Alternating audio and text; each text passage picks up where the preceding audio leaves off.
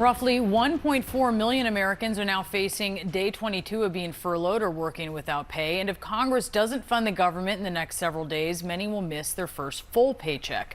Times are running out for 42 million Americans who rely on SNAP benefits to feed their families. Money for the food assistance program runs out next month, and WIC, which helps nearly 7 million pregnant women, new moms, and children, could also run out of money in weeks. Democratic Whip Congresswoman Katherine Clark is joining us now. Congresswoman, first off, just how much of an Obamacare subsidy extension is acceptable to Democratic leadership? Yeah, listen, I will tell you the same thing that we have been telling the American people and the Republicans here in Congress. Come and negotiate with us. Let's figure this out. We are desperately trying to get them to return to the Capitol to do their jobs and come and negotiate and avoid this healthcare crisis that they have imposed on the American people. But we are not being met with anything that we can accept, reject, continue to work on together. They're just absolutely refusing to even come to Washington. And it is such arrogance, it is such disdain for the people who sent them there, that their response is, listen, we passed our budget. And we took tremendous cuts from healthcare, from the food programs you just referenced, in order to fund permanent tax breaks for the very wealthiest Americans and corporations. And we are not going to come even to the table to discuss how we can reprioritize the needs of American people who are telling us over and over they are not making it in this economy. So come to the table, let's have those discussions. I wish we had some offer, even the promise of getting together in order to make those discussions happen and get us to solutions. Okay, I didn't hear an answer to the question, but I want to ask you about something else, which is White House Press Secretary Caroline Leavitt just posted a clip of an interview that you did on Fox last week. You were answering a question from Fox's Chad Pergram about blame for the shutdown. I want to look at the post here. I mean, shutdowns are terrible. And of course, there will be families that are going to suffer. We take that responsibility very seriously, but it is one of the few leveraged times we have. Leavitt is looking especially at that last bit you said there, saying that Democrats, quote, are now admitting that they are intentionally causing American families to suffer with their reckless government shutdown. What's your response to that? Well, that is right out of her playbook of half-truths, taking things out of context, and not being straight with the American people. And she knows what I said, and I will tell you and your viewers. This is a point where we can no longer support the budget of the Republicans that takes away health care from millions of people, makes life harder and more expensive for every American, all to give their permanent tax breaks to the very wealthiest while driving up our deficit. We voted no to their budget in March, we voted no to their budget in July, and we voted no to their budget at the end of September. This is exactly what we have been saying to them. They made a promise, the president's words, he would love and cherish Medicaid. They would lower costs for Americans on day one. And what they are doing is the exact opposite.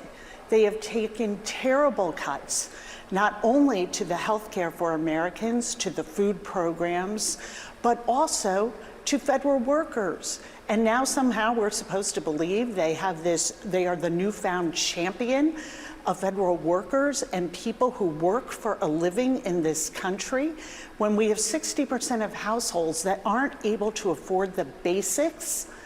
Democrats are saying, come to the table. And to directly answer your last question, I am not going to negotiate on TV when I have Republicans who won't even show up.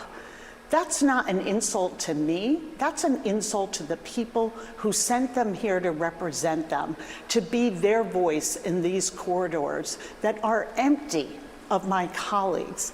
That is just showing absolute disrespect for the hardworking people of this country who are watching this president and his loyalists in Congress make life so hard for them. So that is what this no vote on their budget is about. I will it say, is about making sure that we address this issue.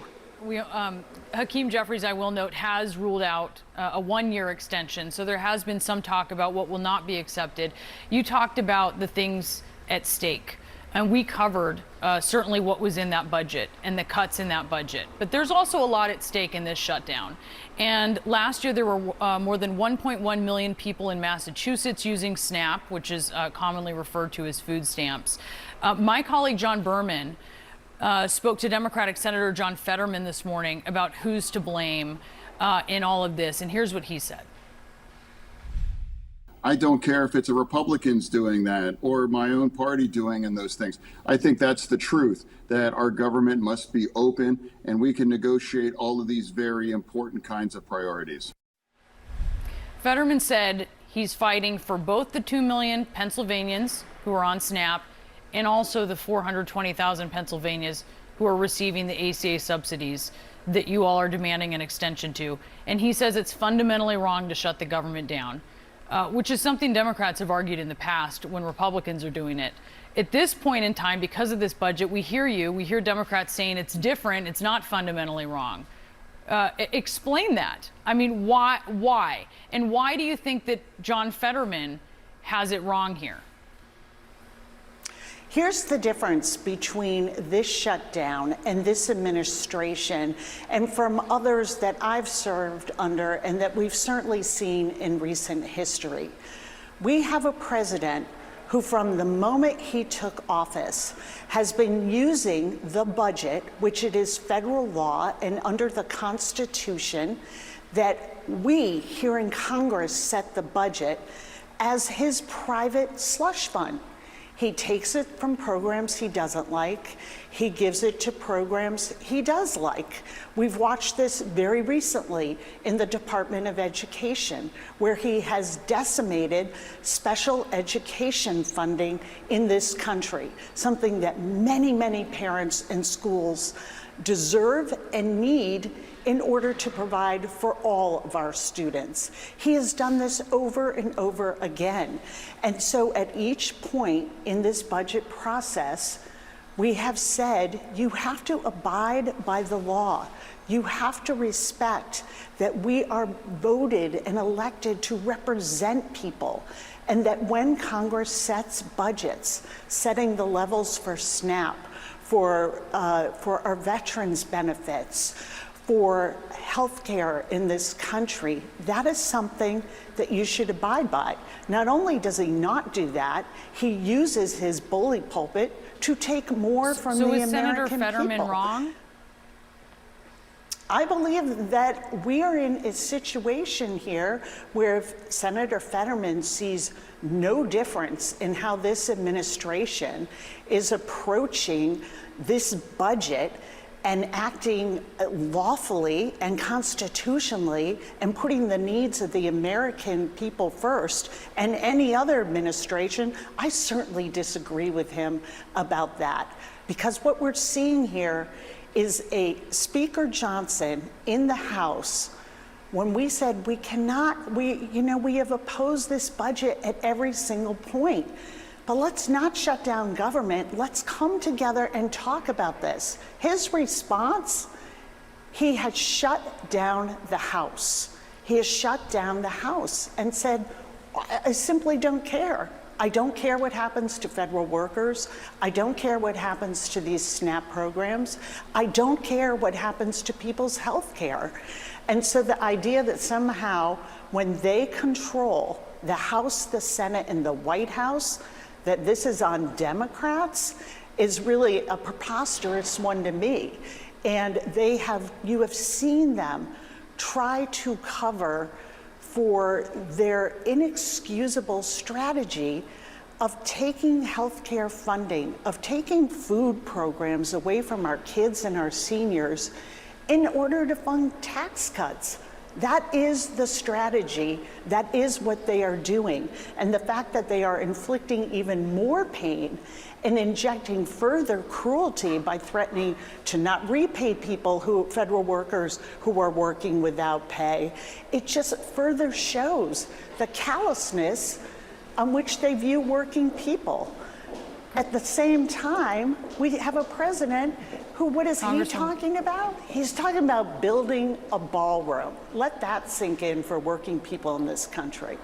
Democratic Whip Catherine Clark, thank you so much for being with us. Thank you, Brianna.